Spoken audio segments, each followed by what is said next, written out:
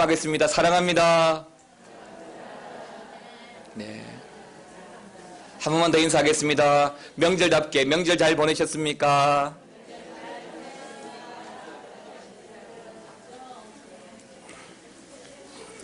명절 잘 보내셨죠? 네. 제가 이번 주에 TV를 한 프로를 보았더니 재밌는 토크를 하더라고요. 그래서 제가 좀 메모를 해놨어요. 사실은 제가 지금 이 이야기를 하면 우리 임채신 집사님을 비롯한 남자 성도님들은 별로 안 좋아하실 것 같고 우리 여 성도님들은 굉장히 좀 환하게 좀 웃으실 것 같은데 저의 말이 아니고 전문가의 말이니까 한번 들어보시기 바랍니다. 명절 이후에 주부들이 스트레스가 많답니다. 그죠? 예, 고개를 많이 끄덕이시는데요. 그래서 일명 명절 증후군, 스트레스 증후군이라고 하는 것이 생긴다고 하는데 그만큼 명절이 여러 가지 이유로 좋기는 하지만은 또 주부들에게는 평안을 깨트리고 스트레스가 되는 원인이 되기도 하는 것 같습니다. 그래서 그 프로에서 명절에 주부들이 일하는 가치가 얼만가를 평가를 했습니다. 평가를 했는데 여러분 놀라지 마십시오. 즉 3일 동안의 명절에 주부들의 가치가 얼만가 이걸 남편들이 줘야 된대요. 225만 원입니다. 225만 원. 임 집사님 225만 원이에요. 네. 근데 감정단이 평가되는 겁니다. 즉 이게 어떻게 이런 평가가 나왔냐면 주부들의 1년치 연봉이 3,646원입니다. 3,600만 원입니다. 쉽게 말하면 주부들이. 그런데 주부 일당을 10만 원으로 책정을 하고 거기에 명절 수당은 1.5배 그러면 15만 원입니다. 거기에다가 찾아오는 손님에 대한 가중치 곱하기 5배 곱하기 3일 그러면 225만 원이 나오는 겁니다. 중요한 건 거기에다가 또 부과해야 될 게 많이 있습니다. 즉 의료비 또 시부모 시자 들어가는 가족들 그리고 찾아오는 손님들에 대한 스트레스 비용 이런 것들이 포함되지 않았어요. 그래서 이래저래 다 포함하니까 명절 동안 주부들에게 지급되어야 할 그 돈이 얼마냐? 신 집사님 잘 들으세요. 1,000만 원이에요. 1,000만 원. 1,000만 원.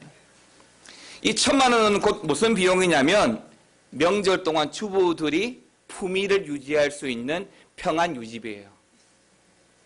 다시 한번 묻겠습니다. 평안하셨습니까? 대답 안 하시죠? 1,000만 원 다 주셔야 됩니다. 제가 외국에서 목회를 할 때 외국에서 거주하는 재외 국민들 있잖아요. 저와 같은 외국에 사는 한국 사람들이 사실은 참 좋은 나라 가고 좋은 환경을 선택해서 가는 사람들이 많이 있지만 여러 가지 이유로 평안을 누리지를 못하는 거예요. 한 번은 어떤 분이 제가 시무하고 있는 교회를 찾아오셔서 저에게 뭐라고 이야기를 하시냐면 목사님 제가 이 교회에 등록을 하고 열심히 봉사할 테니까 비자를 좀 내어줄 수 없겠습니까? 라고 하는 거예요. 그때 오죽하면 저에게까지 와서 이런 얘기를 할까 싶었지만은 교회가 해드릴 수가 없잖아요. 그래서 해드릴 수 없는 상황을 자세하게 말씀을 드렸습니다. 그런데 그분이 나가고 나서 제 마음이 굉장히 불편했어요. 왜냐하면 도움을 드리지 못했다라고 하는 생각이 있기도 했지만은 이민사회에 비자나 영주권 문제가 제대로 해결되지 않으면 누구라도 이렇게 불안하고 염려하고 힘들 수밖에 없는 상황이라는 것을 제가 잘 알기 때문입니다. 근데 비단 이런 비자 문제뿐만 아니라 외국에 사는 분들은 생활 문제도 굉장히 불안을 느껴요.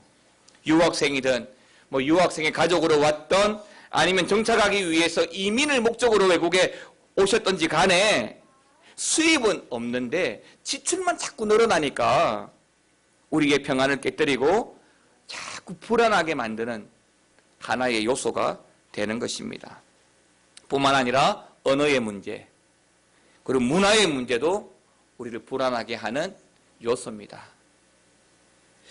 한국과 다르다 보니까 오해도 많고 손해도 많이 보고 살아요. 이건 저의 경험입니다. 한 번은 제가 몰에 가서 이제 물건을 샀습니다. 그런데 물건을 살 때 제가 계산한 거랑 이 카운터에 있는 직원이 계산하는 거랑 가격이 다른 거예요. 그래서 제가 이 가격이 다르다, 다시 확인해 달라라고 천천히 말을 했는데 이분이 저한테 뭐라고 답변을 하셔요. 제가 하나도 못 알아들었어요. 얼마나 빠르게 하는지 하나도 못 알아들은 거예요. 그래도 제가 거기에 한 3년 살면서 뭐 대충은 알아듣고 뭐 불편하더라도 제가 표현하는데 뭐 불편함 없이 살았는데 그 순간이 굉장히 당황이 되는 거예요. 갑자기 못 알아들으니까. 그래서 제가 영어를 잘 못하니까 천천히 해달라고 했는데 한 번 제가 당황을 하니까 불안해지기 시작하니까 하나도 안 들리는 거예요. 온몸에 땀은 나고 계산은 해야 되겠고 물건은 사가야 되겠고 사가지 못하면 집사람 눈이 보이기 시작하고 뭐 이런저런 위협감들이 저를 불안하게 하기 시작하는데 결국에는 물건을 사지도 못하고 환불한 채 돌아와야만 했습니다. 그때부터 백인들을 잘 안 만났습니다. 무서워서. 자, 그렇다면 이렇게 마음이 불안하고 또 환경마저도 불안할 때 우리 예수 믿는 사람들은 어떻게 살아가야 될까요? 나는 평안하다라고 말은 하지만 주위 환경 때문에 내 주위 사람들 때문에 그 평안이 깨어지고 내가 불안을 느끼게 된다면 우리 예수 믿는 사람들은 어떻게 해야 될까요? 하는 일이 잘 되고 건강도 좋고 가족의 일도 아무런 문제가 없을 때에는 굳이 예수를 믿으나 안 믿으나 교회를 다니지 않고 믿음이 없어도 얼마든지 평안하다라고 말할 수 있지만 정말 그렇지 못한 상황이 생겼을 때 건강에 문제가 생기고 집안 경제에 문제가 생기고 하는 사업과 직장에 어려움이 발생하면 우리는 그 상황 속에서 평안을 누리기가 쉽지 않습니다. 오히려 불안을 경험하게 되죠. 그러나 성경은 바로 그러한 상황에서 바로 그러한 위기에서 우리가 누리는 그 평안이 바로 주님이 주시는 평안이라고 말씀하는 겁니다. 세상은 주어지는 것으로 내가 가지고 있는 것으로 말미암아 누리는 평안이지만은 믿음으로 살아가는 성도의 평안은 플러스 주어지지 않아도 가져 있지 않아도 평안을 누릴 수 있다는 말씀입니다. 왜요? 예수 때문입니다.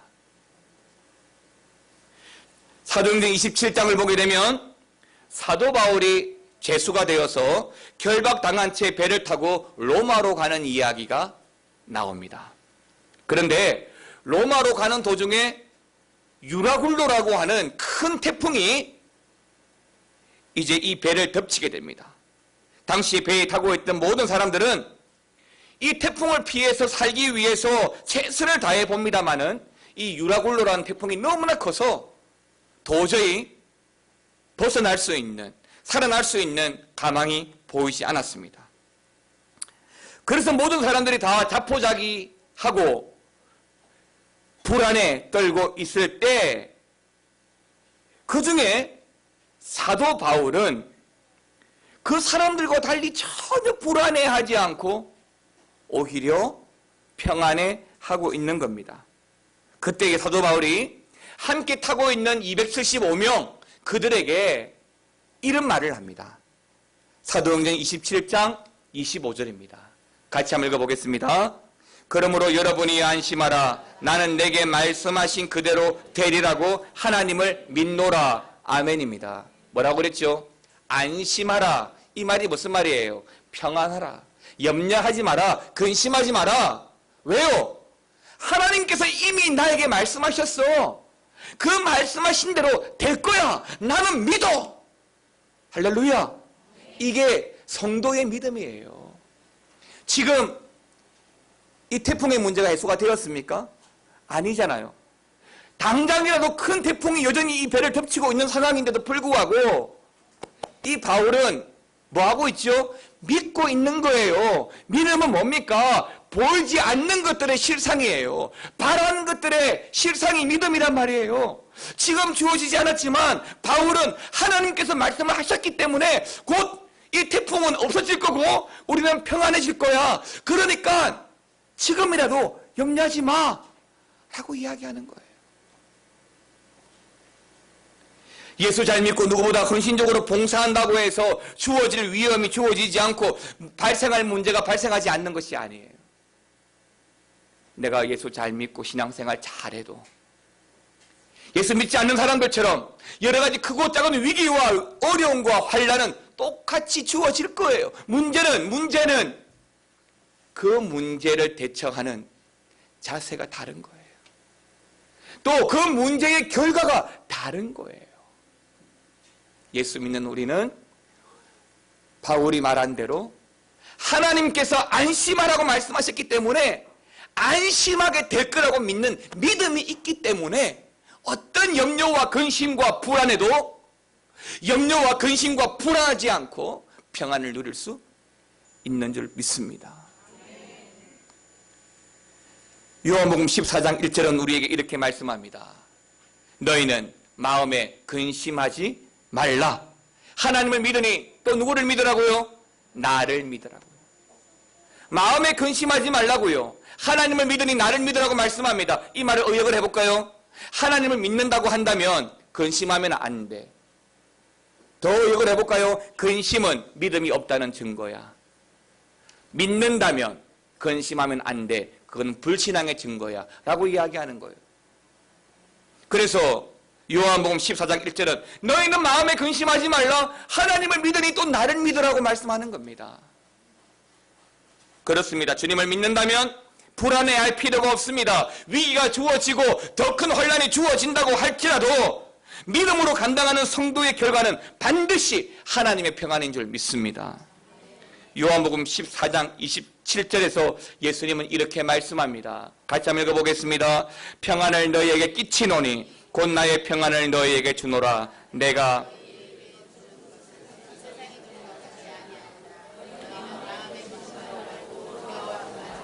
아멘.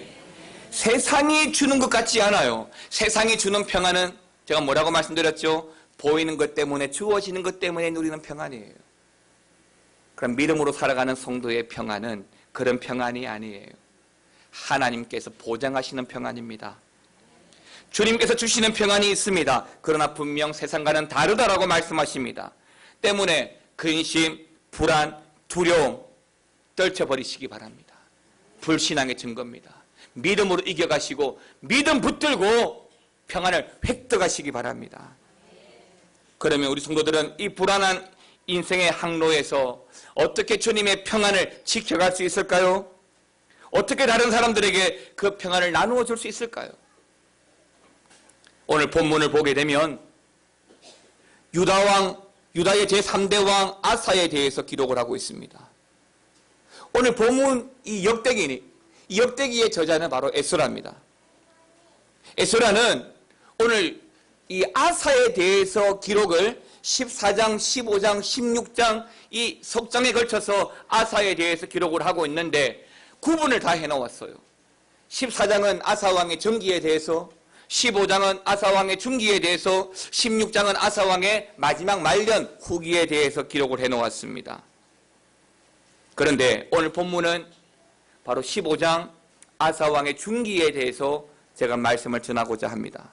여기에는 아사왕이 오뎃의 아들 아사랴 선지자의 말씀을 듣게 됩니다. 그 아사랴 선지자의 예언에 따라서, 말씀에 따라서 아사가 가감하게 감행한 한 가지 일이 있는데 그것이 무엇이냐면 종교 개혁입니다. 본문에서 우리가 가장 중점적으로 보아야 할 단어는 평안입니다. 그러면 이 종교개혁과 이 평안이 어떤 연관이 있을까요? 15절 말씀 같이 한번 더 읽어보겠습니다. 온 유다가 이 맹세를 기뻐한지라 무리가 마음을 다하여 맹세하고 뜻을 다하여 여호와를 찾았으므로 여호와께서도 저희의 만난 바가 여호와께서도 저희 그 사방에 평안을 주셨더라. 할렐루야. 여호와께서도 저희의 만난 바가 그 사방에 평안을 주셨더라라고 말씀합니다. 하나님은 아사의 종교개혁을 보십니다. 그 응답으로 온 유다 사방에 뭘 주셨다고요? 평안을 주셨어요. 그리고 19절에 보게 되면 아사 왕이 다스리는 15년 재위 기간까지 더 이상의 어떤 전쟁도 없게 하셨더라라고 하셨습니다. 그렇습니다. 평안이죠. 평안은 하나님께서 주시는 것입니다.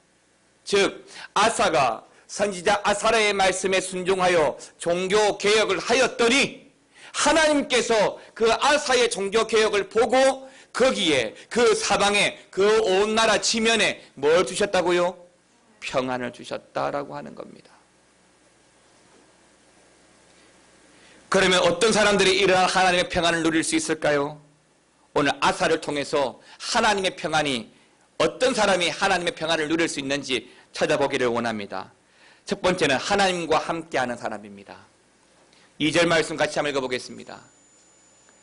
같이 읽겠습니다. 저가 나가서 아사를 맞아 이르되 아사와 및 유다와 베냐민의 무리들아 내 말을 들으라. 너희가 우리와 함께 하면 여호와께서 너희와 함께 하실지라. 너희가 만일 저를 찾으면 저가 너희의 만난 바 되시려니와 너희가 만일 저를 버리면 저도 너희를 버리시리라. 아멘입니다. 자, 이 말씀은 선지자 아사랴가 바로 아사 왕과 유다 사람들에게 선포하는 말씀입니다. 뭐라고 이야기합니까? 우리가 하나님과 함께 하면 하나님도 우리와 함께 하신다고 말씀합니다. 우리가 하나님을 저버리면 하나님도 우리를 버리신다라고 말씀합니다. 하나님께서 우리와 함께 하시면 그 자체가 평안이 된다라고 말씀합니다. 저는 요즘 여러분들에게 하나님이 우리와 함께 하신다는 사실에 대해서 계속해서 강조하고 있습니다. 성도의 평안은 바로 하나님이 우리와 함께 하신다는 그 사실을 믿을 때이기 때문입니다. 다니엘은 평안할 수 없는 가운데 평안을 누렸던 대표적인 사람 중에 한 사람입니다. 어린 시절에 바벨론으로 포로로 끌려갔습니다. 미래가 없지요. 언제 돌아가게 될지, 남의 땅, 이 포로된 곳에서 내가 할 수 있는 일이 무엇일지 희망이 없어 보입니다. 여러 차례 위기가 있었습니다. 심지어 죽음의 순간까지 있었습니다. 사자굴에 던져져서 죽음을 경험하기까지도 했습니다. 그러나 다니엘은 두려워하지 않습니다. 불안해하지 않습니다. 늘 평안했습니다. 흔들림 없이 위기를 맞았고 그때마다 주어진 위기를 잘 넘겼습니다. 그 비결이 뭘까요? 다니엘서 1장 8절에 보면 그 뜻을, 그 답을 알 수가 있습니다. 다니엘은 뜻을 정하여 왕의 진미와 그의 마시는 포도주로 자기를 더럽히지 아니한지라 라고 말씀합니다. 즉 다니엘은 하나님께 뜻을 정합니다. 뜻을 세웁니다.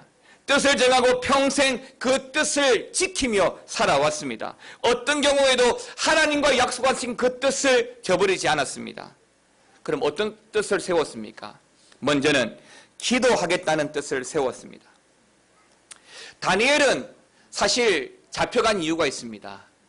다니엘을 시기하는 또 다른 무리들이 다니엘을 결박하기 위하여 함정을 팠습니다. 그래서 정해진 시간에 왕 외에 살아있는 또는 짐승이나 어떤 대상에게도 절하거나 예배하지 못하게 했습니다. 만일 어긴다면 사자굴에 던질 것이다 라고 하는 공포를 전국에 했습니다. 그럼에도 다니엘은 뜻을 정하여 하루에 3번 예루살렘을 향하여 기도하기를 멈추지 않았습니다. 왜요? 그 공포된 그를 몰라서일까요? 아니에요.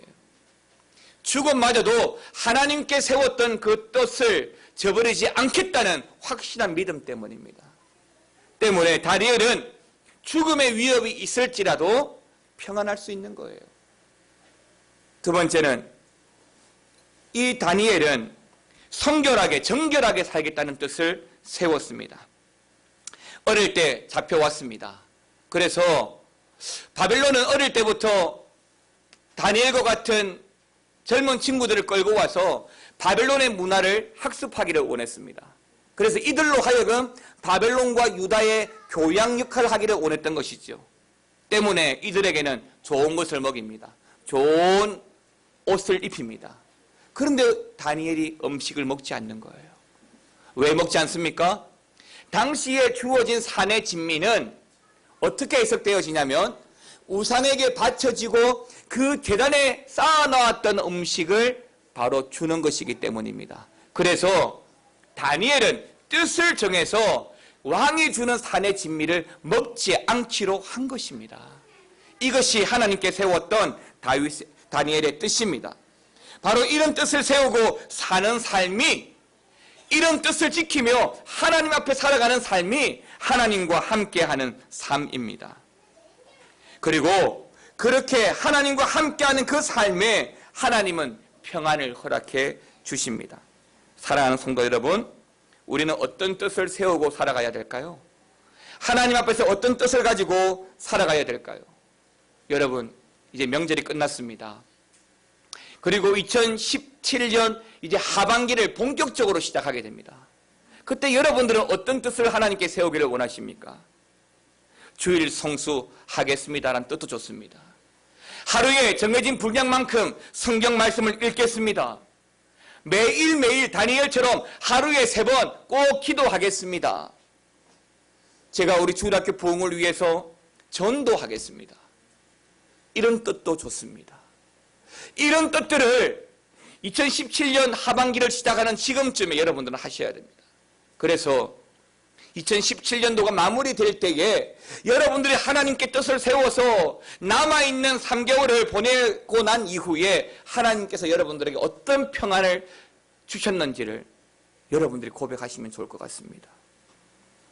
이런 뜻을 세우고 그 뜻을 지키며 살아가는 사람들이 바로 평안할 수 있기 때문입니다. 사랑하는 성도 여러분, 하나님 앞에서 다시 한 번 더 여러분의 마음을 잘 다스리시고 뜻을 세우셔서 하나님 함께 하시는 그 평안과 은혜가 있으시기를 축원합니다. 두 번째는 하나님만 신뢰하는 사람입니다. 오늘 본문 2절 말씀 같이 한번 보겠습니다. 그 환난 때에 이스라엘 하나님 여호와께 돌아가서 찾으매 저가 그들의 만난 바가 되셨으니, 선지자 아사랴가 아사 왕과 유다 백성에게 암울했던 과거 이스라엘 시대를 상기시키면서 그때의 이스라엘이 구원받았던 이야기를 해줍니다. 그렇습니다.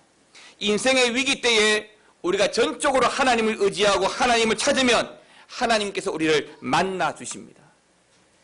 아사가 통치하고 있던 시기에는 큰 전쟁이 있었습니다. 구스라는 나라가 쳐들어왔습니다. 최신형 탱크와 같은 병거 300승과 100만 대군을 끌고 쳐들어왔습니다. 유다 군사는 전쟁할 만한 군사가 아닙니다. 상대가 되지 않습니다. 이런 상황에서 아사는 기도합니다. 14장 11절에서 아사는 이렇게 기도합니다. 여호와여, 강한 자와 약한 사이에는 주밖에 도와줄 이가 없사오니, 주밖에 도와줄 이가 없사오니 우리 하나님 여호와여, 우리를 도와주소서. 우리가 주를 의지하오며 주의 이름을 의탁하옵고 이 많은 무리를 치러 왔나이다. 눈으로 볼 때는 싸울 수 없는 상대지만은 주를 의지하고 주를 신뢰하고 이 무리를 치러 왔다라고 아사는 선포합니다. 주님만 의지하고 주님만 신뢰하겠다는 다짐입니다. 결단입니다. 사랑하는 성도 여러분, 주님만을 의지하는 그 인생이 하나님께서 하나님의 평안을 경험하게 합니다. 그 마음이 바로 하나님의 평안의 척도라는 것을 기억하시기 바랍니다. 마지막 세 번째는 하나님을 기쁘시게 하는 사람입니다. 하나님께서 기뻐하지 않으면 우상의 잔재를 철저하게 뿌리를 뽑아야 됩니다. 하나님께 기뻐하실 일을 해야 됩니다. 그런데 아사가 한 일은 뭐냐면 바로 유다 땅에 산재해 있는 모든 우상을 다 제거하는 일이었습니다. 여러분 8절 말씀 같이 한번 볼까요? 같이 한번 읽어보겠습니다. 아사가 이 말 곧 선지자 오뎃의 예언을 듣고 마음을 강하게 하여 가증한 물건을 유다와 베냐민 온 땅에서 제하고 또 에브라임 산지에서 빼앗은 성읍들에서 제하고 또 여호와의 낭실 앞 여호와의 단을 중수하고 아멘입니다. 하나님 기뻐하지 않는 물건, 우상의 물건, 우상의 행위, 제단 모두 버리고 모두 회파하겠다는 것입니다. 더 놀라운 것은 이 아사는 자기의 어머니가 우상을 섬겼다는 이유로 어머니마저도 폐위시켜 버립니다. 그리고 우상을 불태워 버립니다. 이것이 바로 하나님 기뻐하실 일입니다.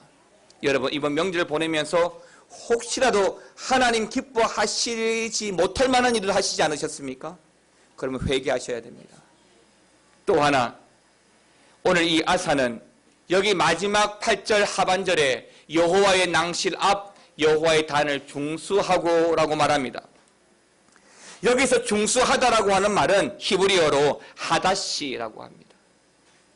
이 하다시라고 하는 말은 새 것이 되다 새롭게 하다라는 뜻이 있습니다. 그러니까 무너져서 다시 수리한다라고 말할 수 있지만 솔로몬이 성전을 건축하고 난 이후 지금 아사 왕 때까지 무려 60년간 단 한 번의 전쟁이나 그로 인해 성전이 무너지거나 훼손되었다는 기록이 없습니다. 그러면 여기에 성전을 중수했다라고 하는 말은 성전이 회파되어지고 또는 부분이 무너져서 다시 수리했다는 말이 아니에요. 이 말은 무슨 말이냐면 오래되고 낡고 퇴색한 성전을 다시 깨끗하게 수리하고 닦아서 새 것처럼 리모델링을 했다라고 하는 것입니다.